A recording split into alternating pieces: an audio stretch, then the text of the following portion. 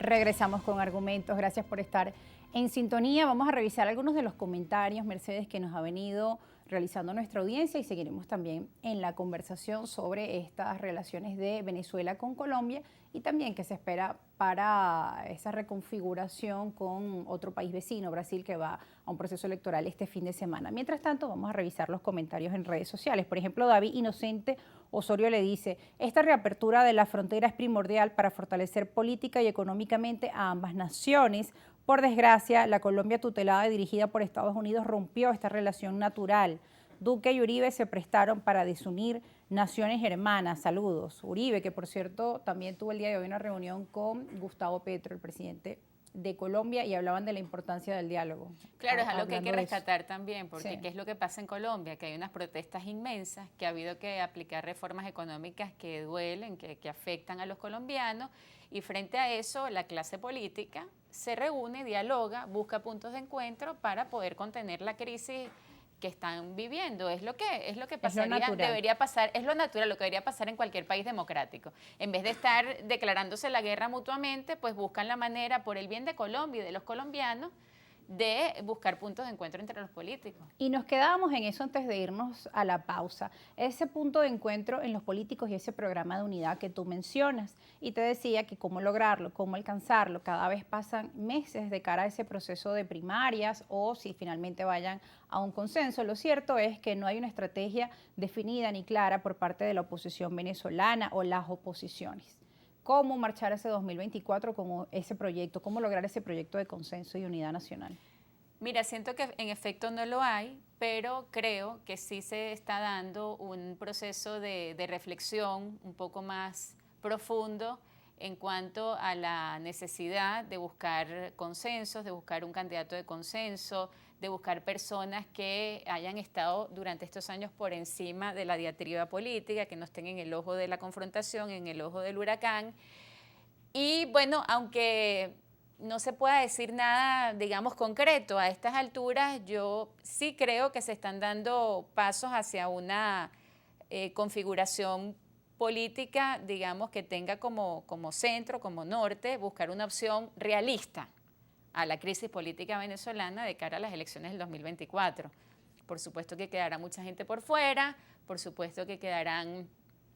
no creo que lleguemos a una elección con un único candidato, pero sí creo que es posible unificar el voto opositor alrededor de una alternativa que tiene que tener, repito, como principal bandera la unión nacional, la unión de todos los venezolanos. Llevamos 20 años de confrontación, hemos destruido al país, tenemos que levantar las banderas de la unión y la reconciliación nacional, de la unión nacional, y tener un proyecto que más que estar encabezado por Mesías, lo que tiene que estar muy claro es en cuáles son las prioridades o cuál es la prioridad de la nación: superar la pobreza, mejorar las instituciones, que cualquiera va a una institución pública hoy y sabe que o no le van a atender o le van a atender mal o le van a pedir un carnet de militante, etcétera, ¿no? El tema de la educación. El tema de la educación, de los servicios públicos. El tema de la educación es fundamental porque es el principal motor de la movilidad social que tenemos que recuperar. Está apagado ese motor. Bueno, ningún motor sirve, pero el motor de la educación está totalmente apagado. Pero todos los años escuchamos que se están encendiendo los motores, que este Sí. es el año de... Pero nunca hablan del motor de la educación, ni siquiera se lo han propuesto como proyecto de movilidad social. Bueno, ese es el motor de los motores, el motor más importante para Venezuela, para el futuro, es el motor de la educación.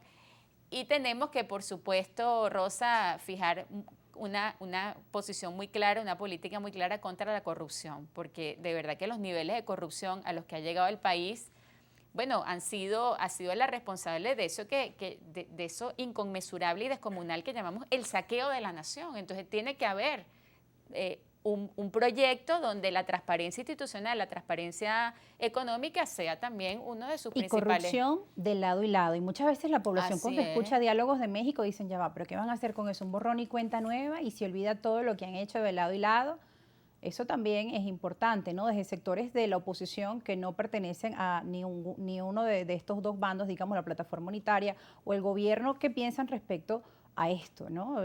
Que tiene que haber justicia, que se tienen que dar investigaciones serias sobre lo que ha pasado en estos últimos años con todas las instituciones, de PDVSA hasta Monómero, y que se tiene que poner sobre todo, aparte de que la investigación debe llevar su curso, sobre todo se tiene que poner un freno, un fuerte control de los recursos para que eso no siga pasando, porque vamos a seguir en este desfalco, en este saqueo. Ahora, Mercedes, comentábamos sobre el tema político con Colombia y lo que, según algunos medios, refieren de que Petro podría ser clave en ese tema de esas conversaciones con Estados Unidos y el gobierno de Venezuela. Lo cierto es que pareciera que el gobierno del presidente Nicolás Maduro continúa fortaleciendo sus relaciones diplomáticas y este domingo hay un proceso electoral en Brasil donde se espera que Luis Ignacio Lula da Silva pues resulte vencedor en estos comicios. Ahora bien, con unas relaciones, digamos, en una nueva etapa, tanto con Colombia como con Brasil, y un presidente Nicolás Maduro, digamos, más fortalecido, al menos con su relación con estas dos naciones vecinas, pues cómo se prepara la oposición para ir o presentar una alternativa frente a un gobierno que pareciera que cada día se fortalece, o es la impresión, ¿no? Sí, el presidente Lula ha declarado, el expresidente Lula ha declarado, bueno, muy claramente su posición sobre, por ejemplo, temas como el gobierno interino, y tiene una orientación socialista. Ahora, Lula es un demócrata, es un presidente, es un hombre que ha sido presidente de Brasil, ha dejado la presidencia, respeta la constitución del país y tiene, además es un hombre de transiciones, porque vivió la transición hacia la democracia en su propio país. Nosotros tenemos que apostar a que esos cambios políticos democráticos que se están dando, porque son democráticos, más allá de que nuestras preferencias vayan hacia otros candidatos, otras corrientes políticas, son cambios democráticos avalados por el voto de los ciudadanos. Tenemos que apostar a que esos cambios políticos democráticos contagien también la democracia en Venezuela, ¿no? Claro. No a que la empeoren, ni a que nos clausuremos más, ni a que nos aislemos más. Por lo tanto, también, igual que el tema de Colombia, pues uno espera que el resultado electoral de Brasil favorezca las relaciones diplomáticas, las relaciones comerciales, las relaciones humanas, políticas entre las dos naciones fronterizas. Ahora, cuando esos titulares de prensa dicen que estas relaciones de Brasil o Colombia podrían fortalecer al gobierno de Venezuela, ¿estamos hablando de que se fortalecería el gobierno o también podríamos hablar de que va a favorecer a la nación, a la población venezolana que ha sido también duramente golpeada por este aislamiento? Castigada, así es. Y eso es lo primero. Lo primero es el bienestar de la gente, ¿no? Trabajar para que se resuelvan esos conflictos que hacen que las personas vivan peor, que tengan peor calidad de vida o que se vean privadas pues, de beneficios que les da también vivir cerca de la frontera o vivir en esas zonas, ¿no? Yo creo que el gobierno de Maduro se fortalecerá en la medida en que aquí no existe una opción por la que la gente crea y por la que la gente piense que vale la pena participar, votar, ¿no? Echarle la culpa a otros países de que Maduro se fortalezca creo que es poco responsable, ¿no? Claro. El gran drama de Venezuela es que no existe una alternativa atractiva. Lo que existe es una atomización, como tú misma lo has dicho, un pleito inútil, una rencillas entre partidos que no permite a los venezolanos visibilizar una opción de futuro, una opción en los que ellos puedan confiar, y el 80% de los venezolanos quiere un cambio, lo dicen las encuestas. Lo que pasa es que no tienen hacia dónde mirar, vamos a decir. Claro, en las encuestas lo dicen, nadie de la oposición, nadie del gobierno, y ahí imaginamos que se refieren a la oposición tradicional, ¿no? ¿Qué tanto daño pudo haber hecho el reconocimiento de algunos países de América Latina y del mundo al gobierno interino? ¿No? Eso también entra ahí en ese balance. Fue un reconocimiento que y para la oposición. Sí, fue una decisión de Estados Unidos que fue apoyada por los países de América Latina, por los países de Europa y que no dio ningún resultado. Entonces, poco a poco, los países han ido, bueno, cambiando gobierno, asumiendo posturas diferentes, por lo tanto, bueno, pues se está viendo la necesidad de tener otra estrategia, ¿no?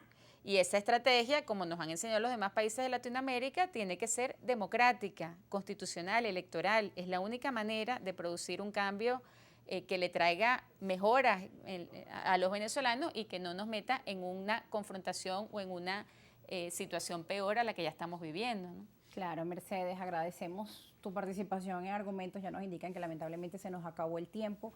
Importante el tema de lo que nos hablas. Hay una nueva reconfiguración en nuestro continente latinoamericano y también después en el mundo. Ahora, ¿cómo se inserta Venezuela en este nuevo mundo que algunos han calificado como multipolar, como el presidente de Rusia, Vladimir Putin? ¿De verdad estamos en el nuevo mundo multipolar? Bueno, son muchas las preguntas, muchas las interrogantes. Debemos irnos a una pausa porque al regreso seguimos con más entrevistas aquí en Argumentos. Leemos sus comentarios. Ya volvemos.